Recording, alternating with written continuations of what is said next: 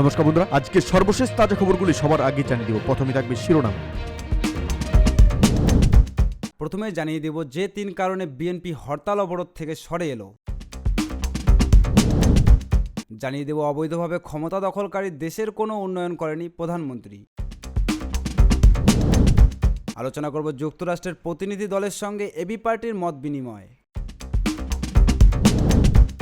জানিয়ে দেব ধানমন্ডিতে পুলিশ বক্সে রিকশা চালকদের হামলা, আহত 2।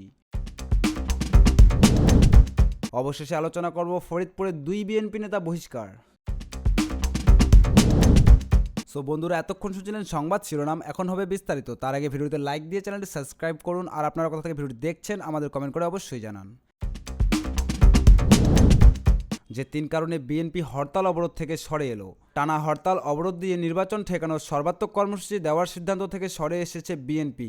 3টি গুরুত্বপূর্ণ রাজনৈতিক বিষয় পর্যালোচনা করে দলের নীতি নির্ধারকরা এই সিদ্ধান্ত নিয়েছেন বলে দলীয় সূত্রে জানা গেছে। কর্মসূচি নির্ধারণে গত রবিবার 4 সাংগঠনিক বিভাগের কয়েকশো নেতা এবং দলের বিভাগীয় সাংগঠনিক সম্পাদকদের সঙ্গে বৈঠক করে বিএনপির স্থায়ী কমিটি। প্রায় 4 ঘন্টা বৈঠকের পর নতুন কর্মসূচির বিষয়ে সিদ্ধান্ত পৌঁছতে পেরেছেন দলের নেতা নির্ধারণকারীরা। সপ্তাহখানেক আগে দলের স্থানীয় কমিটির বৈঠক ভোটের 1 সপ্তাহ আগে থেকে টানা হরতাল অবরোধ কর্মসূচি দেওয়ার নীতিগত সিদ্ধান্ত হয়েছিল। যুগপৎ আন্দোলনের শারীরিক দলগুলো টানা কর্মসূচি দেওয়ার পক্ষে মত দিয়েছিল। বিএনপি নেতারা জানান, নতুন কর্মসূচির বিষয়ে সিদ্ধান্ত নেওয়ার ক্ষেত্রে সাম্প্রতিক রাজনৈতিক ঘটনা এবং সরকারের মন্ত্রী ও আওয়ামী লীগ নেতাদের বক্তব্য তাদের প্রভাবিত করেছে। সব দিক বিচার বিশ্লেষণ করে বিএনপি নির্বাচন ঠেকানোর চেয়ে ভোটারদের ভোটদানে নিরুৎসাহিত করার ওপর বেশি গুরুত্ব দিচ্ছে। বিএনপির শীর্ষ পর্যায়ের নেতারা মনে করেছেন 3 কারণে তাদের কৌশল হওয়া উচিত। প্রথমত, অভাবনীয় কিছু না ঘটলে নির্বাচন যে ঠেকানো যাবে না সেই বাস্তবতা উপলব্ধি করতে পারছেন তারা। ফলে নির্বাচন ঠেকাতে এমন কর্মসূচি দিতে চায় না দলটি যাতে ব্যর্থ হয়ে নেতাকর্মীরা হতাশ হন।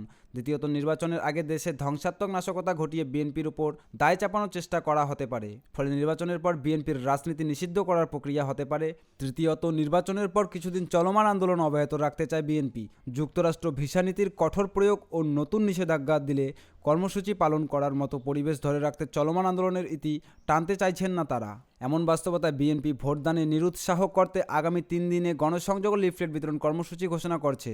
দলীয় সূত্র জানায়, শুক্রবার কর্মসূচিতে বিরতি দিয়ে ভোটের আগের দিন শনিবার ও ভোটের দিন রবিবার হরতাল পালনের সিদ্ধান্ত হয়েছে।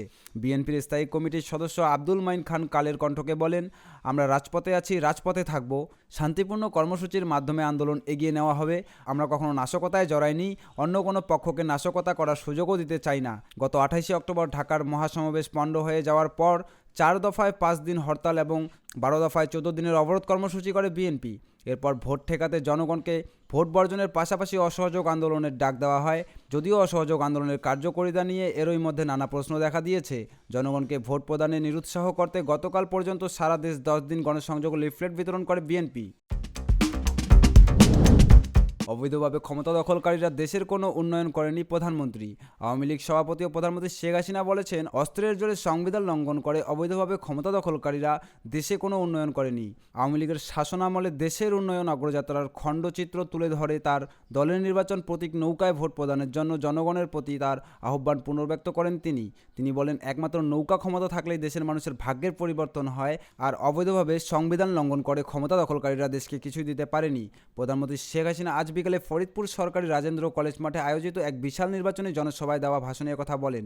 তিনি বলেন, নূহ নবী একদা নৌকা করে মহাপ্লাবনের সময় মহান আল্লাহ রাব্বুল আলামিনের ইশারায় মানব জাতিকে রক্ষা করেছিলেন। আপনারা এই নৌকা মার্কায় ভোট দিয়ে স্বাধীনতা পেয়েছেন। এই নৌকা মার্কা ক্ষমতায় আসলেই দেশের মানুষের উন্নতি হয়।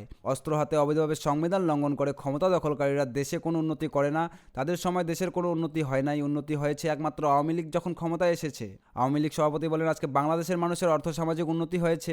আমরা দরিদ্রের হার 41 ভাগ থেকে 18.7 ভাগে নামিয়ে এনেছি।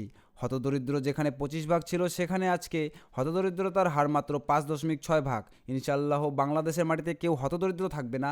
দরিদ্র ও ভূমিহীন সকল শ্রেণী পেশার মানুষ এবং অনগ্রসর জনগোষ্ঠীকে বিনামূল্যে ঘর করে জীবন জীবিকার ব্যবস্থা করে দেওয়ার আওয়ামী লীগ সরকার পদক্ষেপের উল্লেখ করে তিনি বলেন, বাংলাদেশের মানুষ খেয়ে পরে সুখে শান্তিতে বসবাস করবে, সে ব্যবস্থা আমরা করে দেব।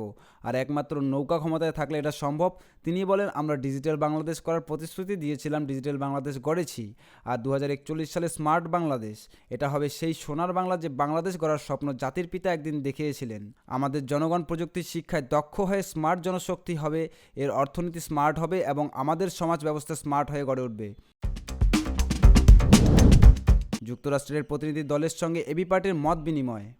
ও অন্তদলীয় সহিংসতা, নির্বাচন পূর্ব এবং পরবর্তী সহিংসতা পর্যবেক্ষণ করতে আসা মার্কিন যুক্তরাষ্ট্রের যৌথ মূল্যায়ন টিমের সঙ্গে আমার বাংলাদেশ পার্টির এক মত বিনিময় বৈঠক অনুষ্ঠিত হয়। মঙ্গলবার গুলশানে হোটেল আমিরেতে আনুষ্ঠানিক বৈঠক। এবি পার্টির পক্ষ থেকে উপস্থিত ছিলেন দলের যুগ্ম আহ্বায়ক অ্যাডভোকেট তাজুল ইসলাম, সদস্য সচিব মজিবুর রহমান মঞ্জু, যুগ্ম সদস্য সচিব ব্যারিস্টার আসাদুজ্জামান ফুয়াদ ও ব্যারিস্টার জোবায়ের আহমেদ ভুইয়া এবং সহকারী সদস্য সচিব ও ইউমেন ইয়ং ইনচার্জ ব্যারিস্টার নার্সিন সুলতান মিলি।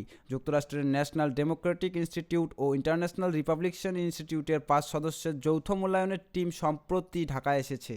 5 সদস্যের এই দলটি ও অন্তর্দলীয় সহিংসতা, নির্বাচন পূর্ব এবং পরবর্তী সহিংসতা পর্যবেক্ষণ করবে। মার্কিন যুক্তরাষ্ট্রের মূল্যায়ন টিমের সদস্যের মধ্যে বৈঠকে উপস্থিত ছিলেন আইআরআই এর এশিয়ার প্যাসিফিক অঞ্চলের সিনিয়র উপদেষ্টা ডক্টর জিওফ্রি ম্যাকডোনাল্ড, আইআরআই যৌথ টিমের নিরাপত্তা ও শারীরিক নির্যাতন বিশ্লেষক নিনাত মারিন কোচভি এবং তথ্য পরিবেশ বিশ্লেষক ইভালো পেনশেপ। বৈঠকের শেষে গণমাধ্যমকারীদের ব্রিফ করেন এবি পার্টির যুগ্ম আহ্বায়ক অ্যাডভোকেট তাজুল ইসলাম। ব্রিফিংয়ে তিনি বলেন, মার্কিন যুক্তরাষ্ট্রের যে টিম এসেছে তারা নির্বাচন পর্যবেক্ষণ করতে আসেনি, তারা মূলত নির্বাচন পূর্ব এবং পরবর্তী সহিংসতা পর্যবেক্ষণ করতে এসেছে। মার্কিন টিম ইতিমধ্যে নির্বাচন কেন্দ্রিক সরকারি দলের অন্তর্দলীয় সহিংসতার বিষয়ে জানতে চেয়েছে এবং নারী ও অন্যান্য প্রান্তিক জনগোষ্ঠীর প্রতি সহিংসতার বিষয়ে নানা প্রশ্ন করেছেন তারা। ধানমন্ডিতে পুলিশ বক্সে রিকশা চালকদের হামলা, আহত 2। রাজধানীর ধানমন্ডির একটি পুলিশ বাক্সে হামলা চালিয়েছে ব্যাটারি চালিত রিকশা চালকদের একটি দল। হামলায় 2 পুলিশ সদস্য আহত হয়েছেন।